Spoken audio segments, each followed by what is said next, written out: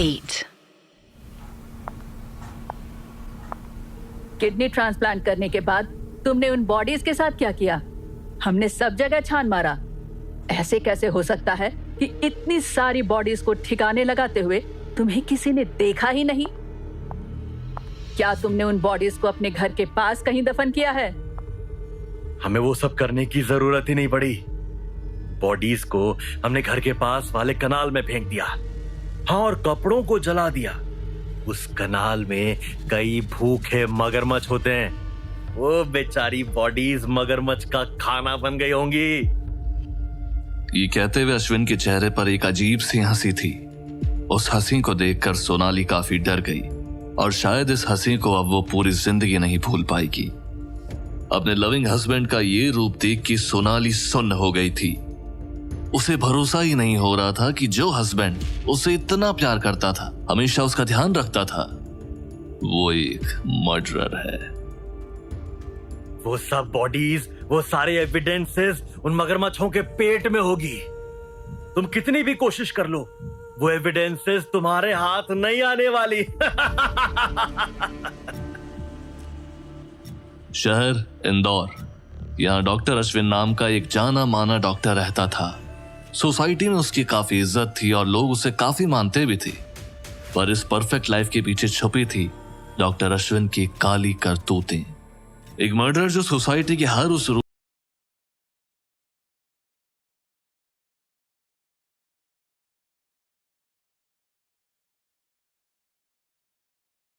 Death की।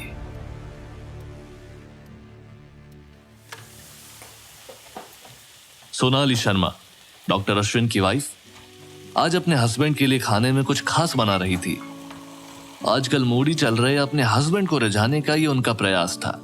बिरयानी से लेके ककड़ी के रायते तक खाने में सब कुछ डॉक्टर अश्विन के पसंद का बना था, पर उन्होंने खाने को हाथ तक नहीं लगाया।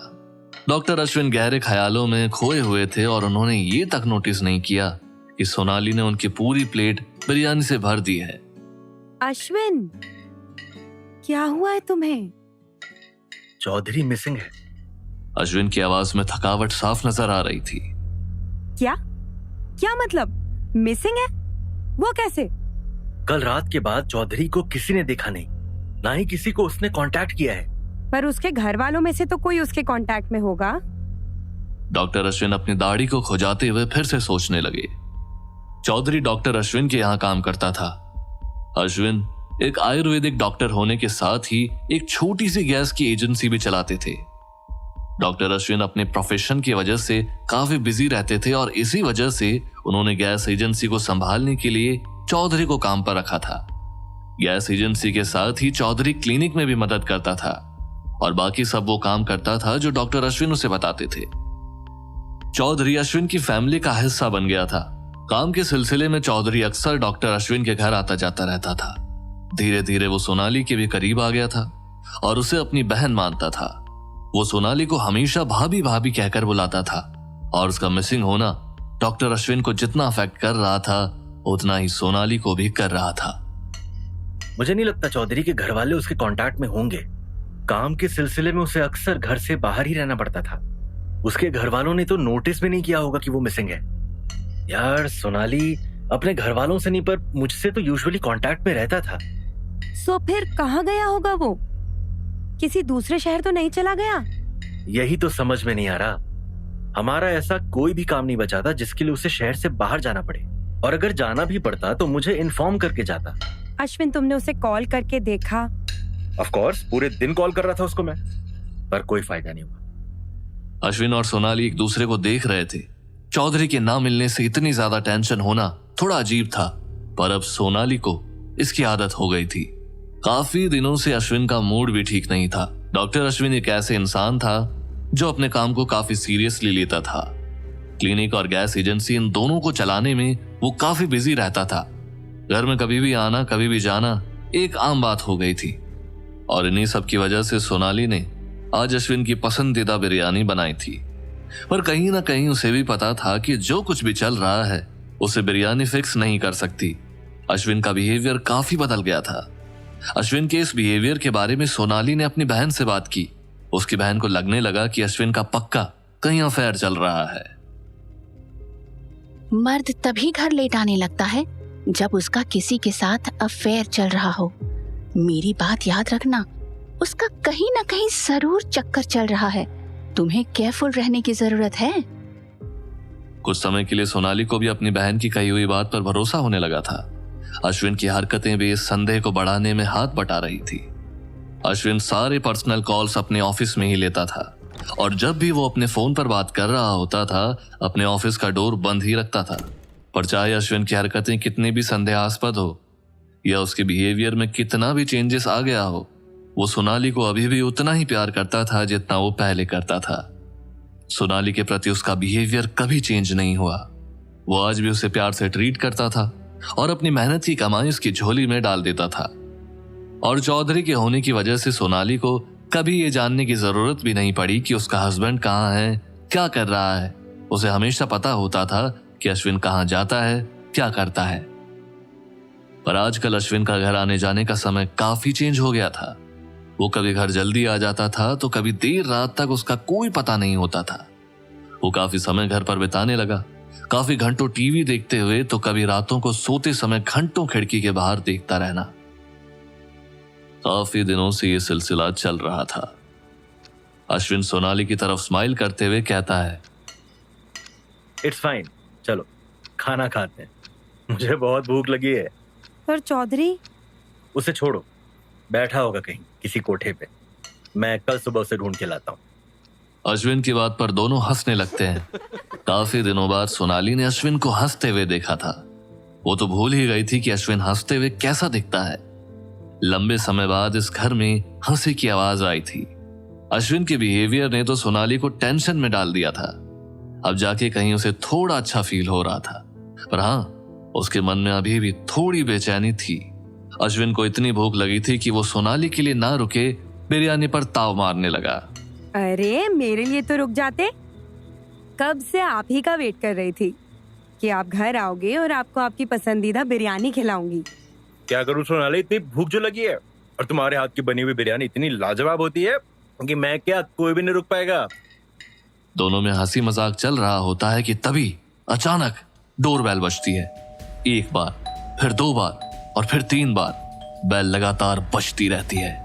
दरवाजे पर कौन है ये चेक करने के लिए सोनाली अपने हाउस हेल्प को आवाज देती है, मनोज, मनोज।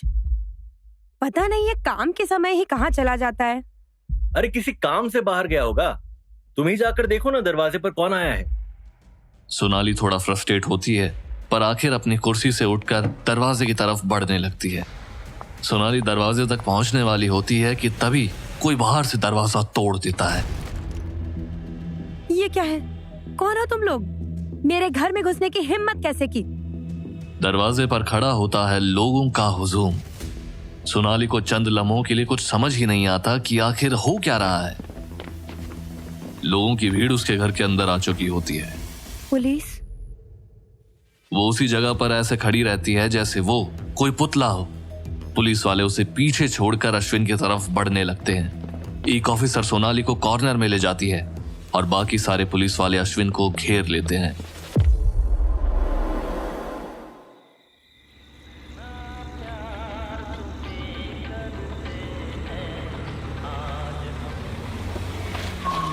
अरे कौन है तू? अरे मरना क्या तुझे? अरे मरना भी है तो किसी और ट्रक के नीचे, हाँ मेरा नहीं। बाजी मुझे मरना नहीं है, पर पिछले 2 घंटे से इस हाईवे पर खड़ा हूँ, कोई लिफ्ट ही नहीं दे रहा था। घर जाने में भी बहुत देर हो गई है, सोचा ट्रक के सामने खड़े होकर उसे रोक के लिफ्ट लेता हूँ। हाँ चल आजा। कहाँ जाना है तुझे? छोड़ देता हूँ, बस आगे तो ऐसी हरकत मत करिए। बहुत शुक्रिया आपका। हाँ कहाँ जाना है? बस आगे वाले टोल नाके से लेफ्ट ले लो। ट्रक ड्राइवर अश्विन के बताए हुए रास्ते की तरफ मुड़ जाता है। ये तो कच्चा रास्ता लग रहा है, मेरा ट्रक ना जाएगा यहाँ पे। आप टेंशन ना लो, ये कच्चा रास्ता शॉर्टकट है, आपका भी टाइम बच जाएगा। ट्रक ड्राइवर उस कच्चे रास्ते से जाने के लिए मान गया। अश्विन और ट्रक ड्राइवर बातचीत करते हुए जा रहे होते हैं। एक समय के बाद रास्ता पूरी तरह से सुनसान हो जाता है। ट्रक की लाइट छोड़ के वहां पूरी तरह से अंधेरा होता है और तभी अश्विन अपने बैग से एक चाकू निकालता है। ट्रक ड्राइवर अश्विन की इस हरकत से थोड़ा बौखला जाता है और ट्रक को रोक देता है। अरे ओए, ये चाकू के साथ क्या कर रहा है? बाजी, चाकू तो खास आपके लिए है। और अश्विन ने पलक झपकते ही उस चाकू से ट्रक ड्राइवर के गले पर वार कर दिया। एकदम से हुए इस हमले से ट्रक ड्राइवर खुद को बचा नहीं पाता और देखते ही देखते उसके गले से खून निकलने लगता है। और ये था अश्विन का पहला शिकार।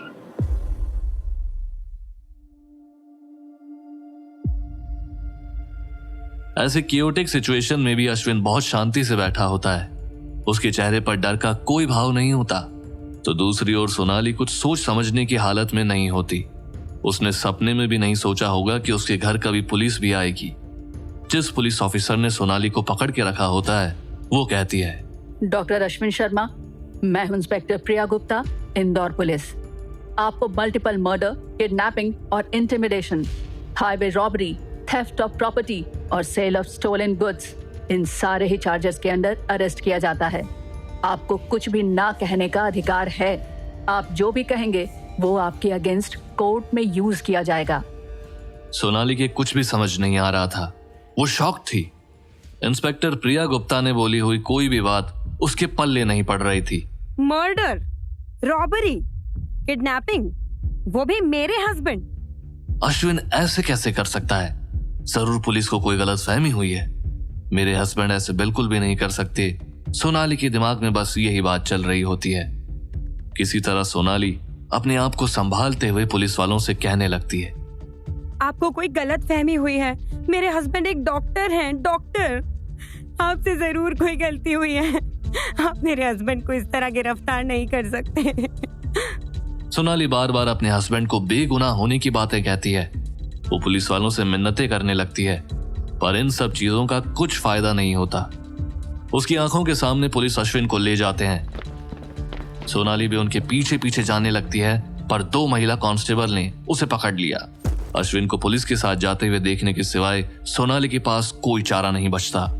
सोनाली अपने घर से अश्विन को पुलिस की जीप में बैठते हुए देख रही थी। उसका रो रो के बुरा हाल हो गया था। अपने बेगुनाह होने के बारे में एक बार भी पुलिस को ना बोलना उसके लिए सबसे ज्यादा कंफ्यूजिंग था। आखिर अश्विन कुछ बोल क्यों नहीं रहे थे? वो इतनी आसानी से पुलिस के साथ कैसे चले गए? क्या कहीं पुलिस के लगाए हुए आरोप सही तो नहीं? नहीं, अश्विन ऐसा कभी नहीं कर सकते। आज हम आपके हस्बैंड के खिलाफ केस फाइल कर रहे हैं।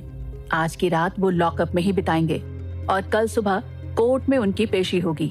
आपको किसी लॉयर को हायर करने की जरूरत पड़ सकती है। पर अभी तो उन्हें जाने दीजिए। आप उन्हें ऐसे लॉकअप में बंद नहीं रख सकती। मिसेस शर्मा, मैंने आपको पहले ही बता दिया है, आज की रात आपके हस्बैंड लॉकअप में ही बिताएंगे। आप अभी कुछ नहीं कर सकती। पर उन्होंने किया क्या है? मुझे भरोसा नहीं होता कि वो मर्डर, किडनैपिंग जैसे काम कर सकते हैं।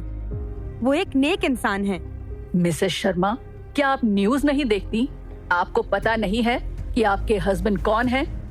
सोनाली को समझ नहीं आ रहा था कि वो क्या जवाब दे। ये देखकर इंस्पेक्टर प्रिया कहती है, आपके हस्बैंड वो इंसान हैं जिसे मीडिया वाले डॉक्टर डेथ के नाम से बुलाते हैं।